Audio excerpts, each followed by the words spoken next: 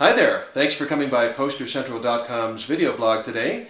I'm Pete Howard, and this is, here it is, the dream poster for a lot of concert poster and Beatle collectors, and that would be Shea 66. Now, this is a large paper version, interestingly enough. There's a number of the regular or smaller cardboard versions of Shea 66 made by the Murray Poster Printing Company in New York. They're the standard 22 by 28 jumbo window cards. This is a very unusual large paper version. I didn't put the tape measure to it, but you can tell by its relative size how big it is. And it is made of paper, it's not made of cardboard. It is just shrink wrapped down to a piece of backing board for easy handling and protection. So I can't show you the back of the poster, but it's been folded, and believe me, it's an original paper poster made before the show to advertise around Manhattan or New York State, if you will, and sell tickets. So the Shea 66 image is very familiar to a lot of people. It's one of the neat posters in collecting because usually the Beatles did not have to have concert posters made for their tours. They always sold out with a radio announcement or one little mention in the press.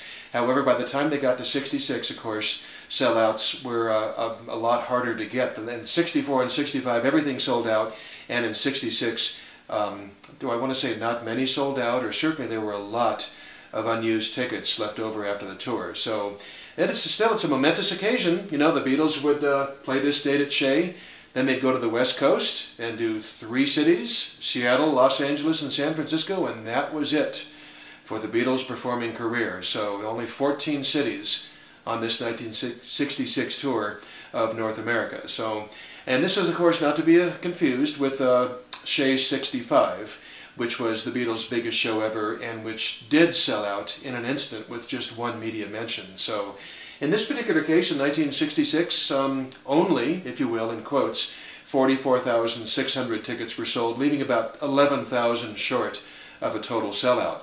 As a side note, what's funny is, from this concert 66, the Beatles themselves netted $189,000, which was more than 65 because they got better terms than they did in 65. But they made more money even by coming up 11,000 tickets short in 66. So what's interesting also about this poster is that besides being paper, I guess I can start to bring it in for a little bit of, again, because of the protective shrink wrap, please excuse the glare, but I'm sort of surmising it's possible the cardboard ones were printed up first, and maybe these bigger, louder ones were printed up as the concert got closer because it wasn't selling out. And instead of listing the support acts, which the other poster does, this just has a big phone number. Call now for information and reservations and to get your tickets. Big old phone number there. Of course, if you're a Beatle historian, you know that the 4 opening acts, which got short shrift here, were Barry and the Remains. Actually, they were called just the Remains at the time. And Bobby Hebb, who was big from his hit single Sunny. The Ronettes, who were big, Phil Spector produced Ronettes with Be My Baby and records like that, and The Circle, who had a big hit with Red Rubber Ball. The Circle had their own band, but the Remains were also the backing group for the singers Bobby Hebb and the Ronettes. But interestingly, they chose not to list it on the poster. So I won't go into the fact there's a million bootlegs and, after-the-fact posters and everything for the Beatles' Shea 66, because I'll do that when I hold up a cardboard one, because that's what they try to do. They try to duplicate the cardboard one. But this big paper one is really sort of an animal unto itself. Although, interestingly, they also made this one this size for the Beatles' 1966 St. Louis concert. Notice the date on here, Tuesday, 7:30, August 23rd. You say that's a commonly known fact, right? Well, interestingly, a lot of bootlegs do give an August 15th date. I think it's the 15th, the date they played the year before. But yep, it was like the fourth from the last Beatles show ever, so it's great to have any concert poster from one of the 66 shows, but certainly one of the last 4 or 5 shows the Beatles would ever give. Just absolutely wonderful. They did only 11 songs. Isn't it funny? I think the Beach Boys' current tour for their 50th anniversary, I think they're doing 40 songs. And they're no shorter than the Beatles songs were, but the Beatles, for all this, they come out and do 11 songs. They open with Chuck Berry's Rock and Roll Music.